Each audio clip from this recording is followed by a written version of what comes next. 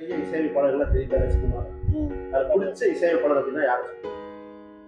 ஆஹ் இளையராஜா. இளையராஜா.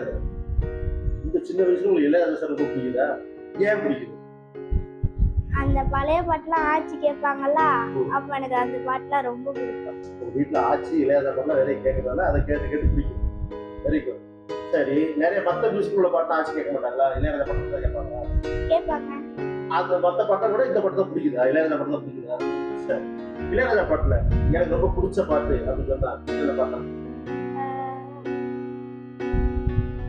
தென்பாண்டி சீமையிலே தென்பாண்டி தென்பாண்டி மயிலே தெரோடும் வீதியிலே நம்மான் போல வந்தவனே யார் அடிச்சாரோ அந்த பாட்டு எனக்கு ரொம்ப சூப்பர்.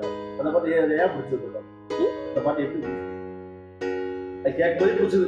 அந்த டோன். அந்த டியூனே பிடிச்சது. வேற ஏதாவது பிடிச்ச பாட்டு?